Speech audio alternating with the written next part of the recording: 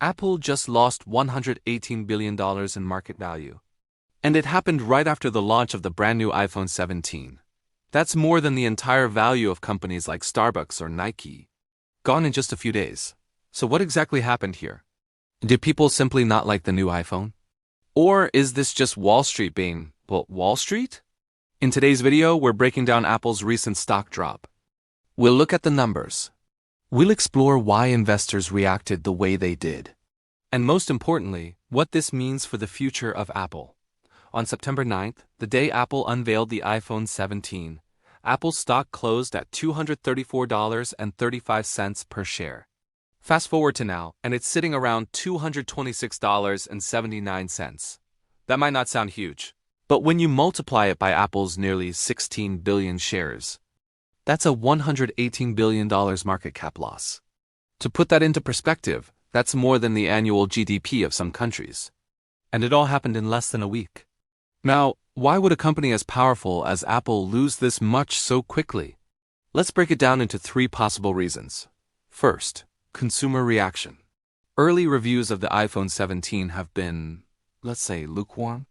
Many people are saying, it looks the same as the iPhone 16. The changes are too minor. And honestly, that's a fair point. The average buyer doesn't notice a new chip or slightly better camera. What they want is something bold, something that feels new. And this year, Apple might not have delivered that wow factor. Second, investor expectations. Wall Street isn't just reacting to the phone itself. It's reacting to Apple's growth story.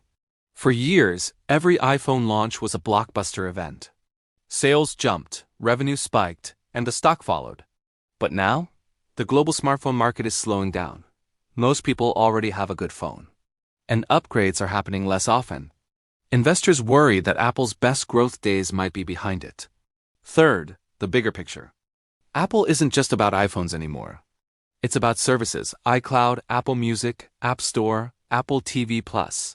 It's about wearables, AirPods, Apple Watch, Vision Pro. But the iPhone still makes up nearly half of Apple's revenue. So when the iPhone underwhelms, everything else feels shaky too. That's why the stock market punished Apple so harshly. But here's the real question. Is this just an overreaction? Historically, Apple's stock often dips right after new iPhone launches. Investors buy the rumor and then sell the news. But usually those dips don't last forever. Once sales numbers come in, the stock tends to stabilize. So this $118 billion drop might look scary, but it could also be temporary. In the long run, Apple's power is still unmatched. They have over 2 billion active devices worldwide. Their ecosystem is a golden cage. Once you're in, it's hard to leave. Services revenue is growing consistently year after year. And Apple is sitting on nearly $60 billion in cash reserves. So no, Apple isn't going bankrupt anytime soon. If you're an Apple fan, this doesn't mean the iPhone is dead. It just means the market wanted more. If you're an investor, this dip could be an opportunity. Apple has weathered far bigger storms before. Remember when people thought the iPhone X was a flop? Or when everyone said the iPhone 12 was boring? The stock always bounced back. The real test will come in the holiday season sales numbers. So why did Apple lose $118 billion in value? Because the iPhone 17 didn't blow people away. Because Wall Street's expectations are sky high.